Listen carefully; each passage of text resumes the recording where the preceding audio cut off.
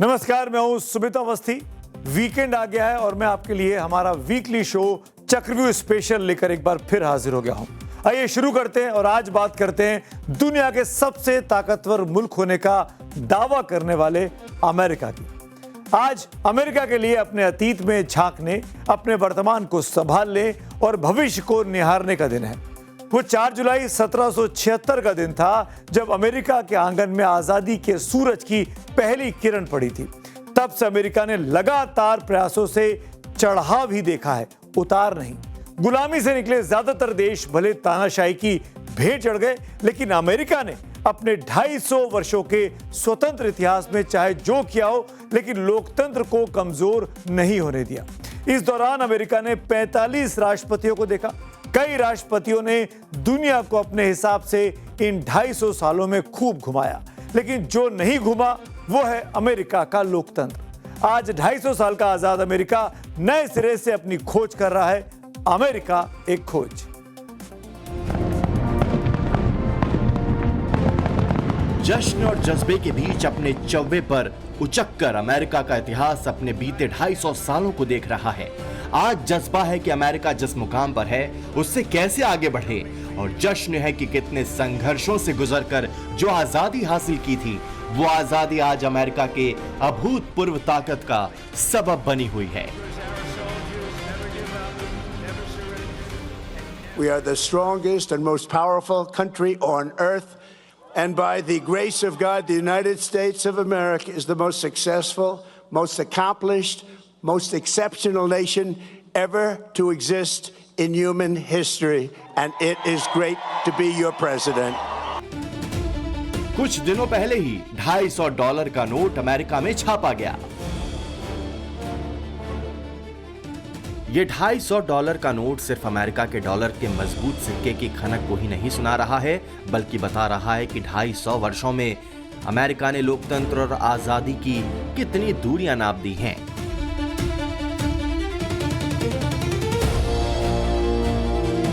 ये दौलत, ये वैभव, ये अमीरी वाली विरासत, ये चकाचौंध, ये तड़क भड़क, ये शक्ति और ये सत्ता, ये उस अमेरिका की आज वाली पहचान है जो दुनिया का सबसे ताकतवर देश माना जाता है।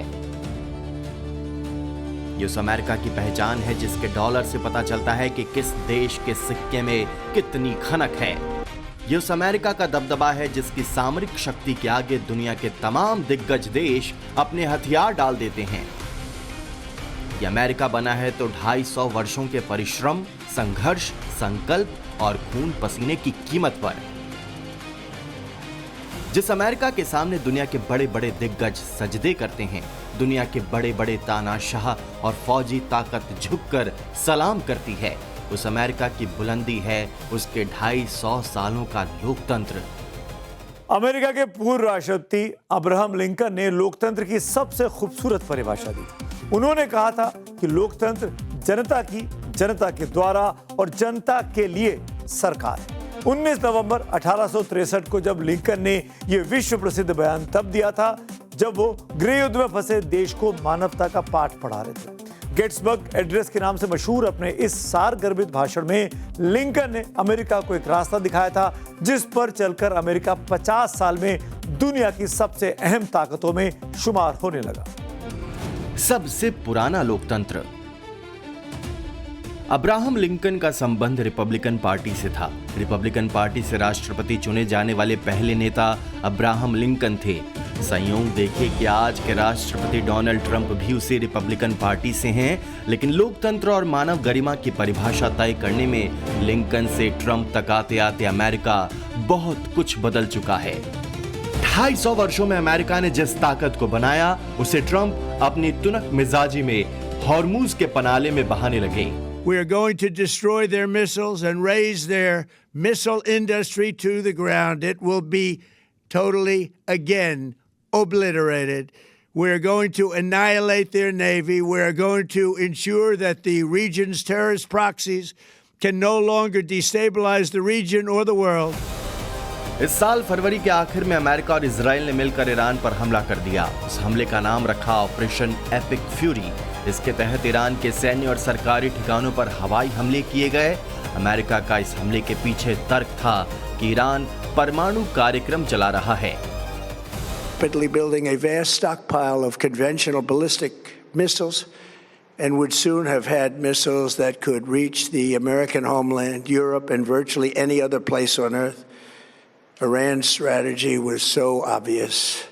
They wanted to produce as many missiles as possible, and they did, with the longest range possible, and they had some weapons that nobody believed they had. We just learned that out. We took them out. We took them all out so that no one would really dare stop them.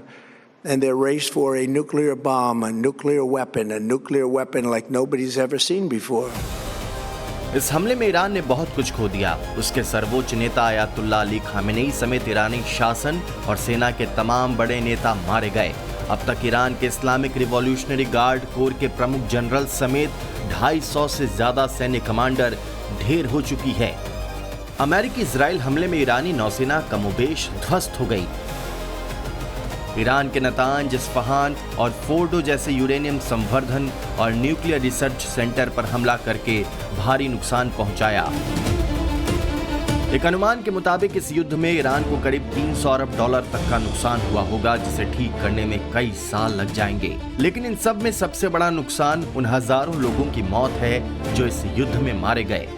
खासकर स्कूली बच्चियों तक का मारा जाना मानवता के प्रति क्रूर अपराध था। इस युद्ध में 30 लाख से ज्यादा लोग बेघर हो गए। लेकिन इतनी बर्बादियों के बाद भी ईरान ने अमेरिका और इजराइल के सामने सरेंडर नहीं किया। वो अपने आत्मसम्मान के लिए लड़ता रहा और इसी बीच उसने होर्मुज स्ट्रेट को बंद करके दुनिया को चेता दिया कि अमेरिका की दादागिरी जिसको सहनी हो वो सहे, लेकिन ईरान अपनी बर्बादियों की कीमत पर भी अपने राष्ट्र के आत्मसम्मान की रक्षा करेगा। अब ये संयोग है या ईरान का प्रयोग कि जब अमेरिका अपनी आजादी के 250 साल पूरे होने का जश्न मना रहा है, ठीक उसी दिन यानी 4 जुलाई को ईरान के सर्वोच्च नेता रहे अयातुल्ला अली खामेनेई के अंतिम संस्कार के कार्यक्रम की तेहरान में शुरुआत हुई। ट्रंप ने जिस तरह ईरान पर हमला बोला, उससे ईरान ने डटकर मुकाबला तो किया, साथ ही दुनिया को यह संदेश दिया कि 4 जुलाई को दुनिया सिर्फ अमेरिका की आजादी का जश्न ही नहीं देखेगी, बल्कि उससे ज्यादा ईरान के गम में आंसू भी बहाए जाएंगे। अमेरिका और इजराइल को यकीन नहीं था कि ईरान ऐसा प्रतिकार करेगा जिससे अमेरिका की हेकड़ी गुम हो जाएगी और इजराइल अलग थलग पड़ जाएगा। जिस तरह अमेरिका ने वेनेजुएला के राष्ट्रपति मादुरो को घर से उठा लिया था, उसके बाद उसे लगता था कि ईरान भी आत्मसमर्पण कर देगा, लेकिन ऐसा सोचते हुए ट्रंप ने खुद अमेरिका के इतिहास पर नजर नहीं डाला, जिसने इंग्लैंड के सामने घुटने टेकने की जगह उससे लोहा लेकर अपनी आजादी हासिल की थी। दरअसल अमेरिका किसी राष्ट्रपति की फितूर या सनक का नाम नहीं है। अपने शिखर के चरम अवस्था पर 3 कदमों में दुनिया नाम कर पहुंचा है और 3 कदमों में पहला कदम है सपना। वो सपने जो अमेरिका को बनाने वाली पीढ़ियों ने देखा, जिसमें उसके पहले राष्ट्रपति जॉर्ज वॉशिंगटन भी शामिल थे।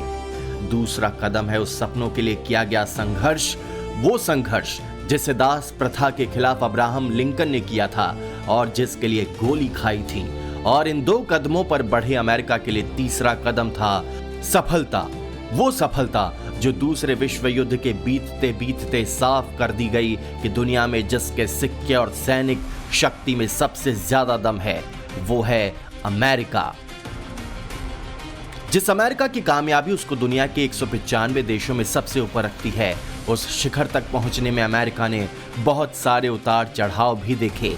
आज किले के मेहराब की तरह चमकता अमेरिका सबको दूर से ही दिख जाता है, लेकिन 550 साल पहले तक अमेरिका को कोई जानता भी नहीं था। यानी जहां पर सभ्यताएं थीं, लोगों में आगे बढ़ने और विकास करने की होड़ थी, जहां से संस्कृति और संस्कार के मूल्य फैलते गए, उनसे अमेरिका का कोई नाता नहीं था। दुनिया से उसको पहली बार कोलंबस नाम के एक नाविक ने रूबरू कराया, वो भी इत्तफाकन। कोलंबस चला था भारत को खोजने, लेकिन खोज कर दी अमेरिका की।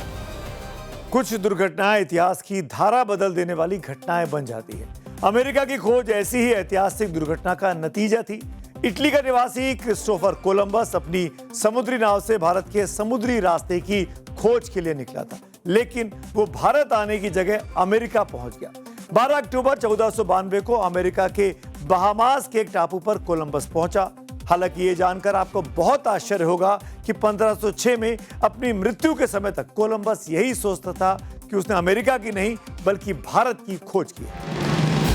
कैसे कोलंबस ने इंडिया के चक्कर में अमेरिका को खोजा, इसको जानने से पहले अमेरिका और भारत के लोकतंत्र के बारे में जान लेना जरूरी है। अगर अमेरिका दुनिया का सबसे पुराना लोकतंत्र है तो भारत सबसे बड़ा। शीत युद्ध के दौरान भारत ने गुट निरपेक्ष आंदोलन को चुना। ऐसे में अमेरिका ने पाकिस्तान को तरजीह दी। बल्कि 1971 के युद्ध में अमेरिका ने पाकिस्तान की मदद के लिए अपना 7वां बेड़ा हिंद महासागर में भेज दिया। भारत से अमेरिका के संबंधों में सुधार 1991 के आर्थिक सुधारों के साथ होता गया। 1998 में जब भारत ने पोखरण में परमाणु परीक्षण किया तो अमेरिका की भवें तन गईं। हालांकि 2008 में भारत और अमेरिका के बीच हुआ नागरिक परमाणु समझौता दोनों देशों के बीच संबंधों को सुधारने में ऐतिहासिक कड़ी साबित हुआ। वहीं अमेरिका में रहने वाले 40 लाख से ज्यादा प्रवासी भारतीयों के कारण अमेरिका का डॉलर मजबूत हुए जाता है। इस बीच डोनाल्ड ट्रंप के राज में उनके ऊटपटांग बयानों के कारण रिश्तों में खटास आने लगी, लेकिन प्रधानमंत्री नरेंद्र मोदी के नेतृत्व में भारत ने संबंधों को सुधार लिया। 24 मई को नई दिल्ली में अमेरिकी आजादी की 250वीं सालगिरह पर जश्न के बीच ही राष्ट्रपति डोनाल्ड ट्रंप का फोन आ गया। उस दौरान ट्रंप ने बहुत जोर देकर कहा कि अमेरिका 100% भारत पर भरोसा कर सकता है। I love the Prime Minister. Modi is great. He's my friend. And I just want to say a very, very good evening to everybody. It's morning here and it's evening there. And I just want to say you're great. And we've never been closer to India. And India can count on me 100% and our country. If they ever need help, they know where to call. They call right here. We're doing well. We're setting records. We have a record economy, a record stock market. And anything India wants to get, and I'm a big fan of Prime Minister Modi. दरअसल 15वीं सदी आते आते Europe में Spain से लेकर पुर्तगाल जैसे देश भारत और एशिया से कारोबार करने लगे थे। यूरोप के वो देश भारत से मसालों के व्यापार के लिए आते थे, लेकिन 1453 में ऑटोमन साम्राज्य के तुर्कों ने भारत तक आने वाली जमीनी रास्ते सिल्क रूट पर कब्जा कर लिया। इसके बाद उनके लिए भारत आना काफी मुश्किल होने लगा। तब उन्होंने समुद्री रास्ता ढूंढना शुरू कर दिया। इस काम में आगे बढ़ा इटली का नाविक कोलंबस। कोलंबस को लगता था कि धरती गोल है तो वो पश्चिम की तरफ बहेगा तो घूमकर पूरब की तरफ पहुंच जाएगा। इसमें उसकी मदद स्पेन के राजा फर्डिनेंड और उसकी रानी इसाबेला ने की। उन्होंने ही कोलंबस की यात्रा का खर्चा उठाया। 1492 के अगस्त महीने में कोलंबस सांता मारिया, नीना और पिंटा नाम के 3 जहाजों के साथ भारत के लिए समुद्री रास्ते की खोज में निकला। 3 जहाजों पर 90 अनुभवी नाविकों के दल बल को लेकर कोलंबस निकला था। स्पेन के पालोस बंदरगाह से सीधे पश्चिम की तरफ जाने के लिए वो दक्षिण पश्चिम की तरफ कैनरी द्वीप समूह में जा पहुंचा। वहां जाने का मकसद जहाजों की मरम्मत थी और ताज़ा भोजन और पानी का स्टॉक जमा करना था। करीब 34 दिनों की यात्रा के बाद जब 6 सितंबर 1492 को कैनरी द्वीप से चला जहाजों का काफिला आगे बढ़ा तो रास्ते में उन्हें पानी के सिवा कुछ दिख ही नहीं रहा था। 5 हफ्ते तक लगातार पानी ही पानी देखकर बहुत सारे नाविक डर गए, क्योंकि रसद खत्म होने लगा था। नाविकों ने कोलंबस के खिलाफ बगावत कर दी कि वो इंडिया की खोज में नहीं जाएंगे बल्कि वापस लौट जाएंगे। कोलंबस ने एक चालाकी बरती। वो लॉग बुक में कम दूरी लिखता था, जिसे दिखाकर नाविकों का हौसला बढ़ा कि अभी घर से बहुत आगे नहीं निकले हैं और जल्द ही इंडिया पहुंच जाएंगे। लेकिन लगे हाथ एक असली लॉग बुक भी रखता था, जिससे वास्तविकता का एहसास रहे कि जिस इंडिया की तलाश में निकला है वो काफी दूर है। 12 अक्टूबर को सूरज के ढलने से पहले जब समुद्र में लकड़ी की टहनियां और पक्षी दिखाई देने लगे तो कोलंबस को समझ में आ गया कि धरती पास ही है। उसी रात 2 बजे के करीब पिंटा नाम के जहाज पर सवार रोड्रिगो त्रियाना नाम के नाविक ने जैसे ही बहामास के टापू को देखा तो जोर से चिल्लाकर कहा, टिएरा टिएरा, यानी जमीन जमीन। कोलंबस और उसकी टीम ने वहां उतरकर पहले स्पेन का झंडा गाड़ा और ऐलान कर दिया कि ये जमीन स्पेन के राजा की है। कोलंबस जब वहां पहुंचा तो एक ऐसे समाज से उसका सामना हुआ जिसका कोई संगठित धर्म नहीं था, जो प्रकृति की पूजा करता था। जो कबीलाई जिंदगी जीता था और मक्का, बीन्स और कद्दू जैसी फसलें उगाता था, साथ ही शिकार और मछली पर गुजारा करता था। कोलंबस ने जब तक अमेरिका को नहीं खोजा था तब तक हम ये नहीं कह सकते कि अमेरिका उजाड़ था या यहाँ जंगल थे या यहाँ लोग नहीं बसते थे। तो 15वीं सदी के अंत तक, जब तक कोलंबस ने अमेरिका को नहीं खोजा, तब तक के अमेरिका के यदि जीवन को देखें तो यहाँ पे मूल निवासी रहते थे, यहाँ के अलग अलग संप्रदाय थे। यदि हम मैक्सिको की ओर जाएं, मध्य अमेरिका की ओर जाएं तो एज़टेक और माया जैसे हमको समुदाय देखने को मिलते थे, जो चाहे खेती की तकनीक आप देखें, खगोल विज्ञान देखें, आप कंस्ट्रक्शन की यदि तकनीक को देखें तो ये बहुत उन्नत थे। आइए अब अमेरिका के अतीत को थोड़ा और खंगालते हैं। कोलंबस की खोज से लोकतंत्र की स्थापना के बीच करीब 300 साल का अंतर था। वो 300 साल अमेरिका के लिए भीषण रक्तपात, शोषण, दमन, सांस्कृतिक बदलाव और आखिरकार आजादी के लिए संघर्ष की कहानी है। कोलंबस अमेरिका को इंडिया मानकर लौट गया था, लेकिन उसके बताए समुद्री रास्ते पर चलकर यूरोपीय देशों ने अमेरिका में भीषण लूटपाट की, जिसने वहां की सीधी सादी जिंदगी को लड़ाकू तेवर सिखा दिए। कोलंबस अपने को एक महान खोज करने वाले के रूप में प्रचारित करते हुए यूरोप चला गया, लेकिन उसके बाद यूरोपीय देशों में अमेरिका जाकर वहां की जमीन, वहां के संसाधन और सोने चांदी जैसे महंगी धातुओं को हड़पने की होड़ लग गई। स्पेन के क्रूर सैनिकों ने दक्षिण अमेरिका की एज़टेक और इंका जैसी महान सभ्यताओं को मिट्टी में मिला दिया। इनके साथ ही यूरोप से चेचक, खसरा और मलेरिया जैसी बीमारियां अमेरिका गईं, जिनसे लड़ने की प्रतिरोधक क्षमता अमेरिकियों में नहीं थी। माना जाता है कि कुछ दशकों में ही अमेरिका की 80% तक मूल आबादी युद्ध और बीमारियों की भेंट चढ़ गई। 100 साल से भी ज्यादा समय बाद 1607 में ब्रिटेन ने वर्जीनिया में अपनी पहली स्थायी बस्ती बसाई। उन्होंने वहां तंबाकू, कपास और चावल की बड़े स्तर पर खेती शुरू की। इस काम के लिए ढेर सारे मजदूर चाहिए थे, जिसके लिए अंग्रेजों ने अफ्रीका के अश्वेतों को जबरन अमेरिका लाना शुरू कर दिया। 1619 में पहली बार अफ्रीकी निवासियों को जबरन गुलाम बनाकर अमेरिका लाया गया, जिसके बाद वहां क्रूर दास प्रथा शुरू हुई। इस बीच इंग्लैंड ने अमेरिका में रहने वाले मूल निवासियों पर भी जबरन टैक्स लगाने शुरू किए। जब शोषण चरम पर पहुंचता है तो विद्रोह शुरू होता है। अमेरिका में इंग्लैंड की सत्ता के खिलाफ भी सड़कों पर विद्रोह शुरू हो गया। उस संघर्ष का नतीजा अमेरिका की आजादी के रूप में सामने आया। दरअसल अमेरिका में आजादी और लोकतंत्र की लड़ाई किसी एक इंसान ने नहीं लड़ी थी, बल्कि एक सामूहिक चेतना ने उसकी आजादी का सूत्रपात किया था। वो 7 नेताओं का समूह था जिन्हें अमेरिका के फाउंडिंग फादर्स कहा जाता है। उनमें सबसे बड़ा नाम जॉर्ज वॉशिंगटन का है, जो आजादी की लड़ाई का सैन्य नेतृत्व कर रहे थे। वॉशिंगटन अमेरिका के कॉन्टिनेंटल आर्मी के चीफ थे, जिन्होंने अमेरिकी नाविकों और किसानों को भी एक मजबूत सेना में बदल दिया। आजादी के बाद वो अमेरिका के पहले राष्ट्रपति बने। वहीं थॉमस जेफरसन ने आजादी की लड़ाई और लोकतंत्र के मूल्यों को वैचारिक आधार दिया। सिर्फ 33 साल की उम्र में उन्होंने स्वतंत्रता का घोषणा पत्र लिख दिया था।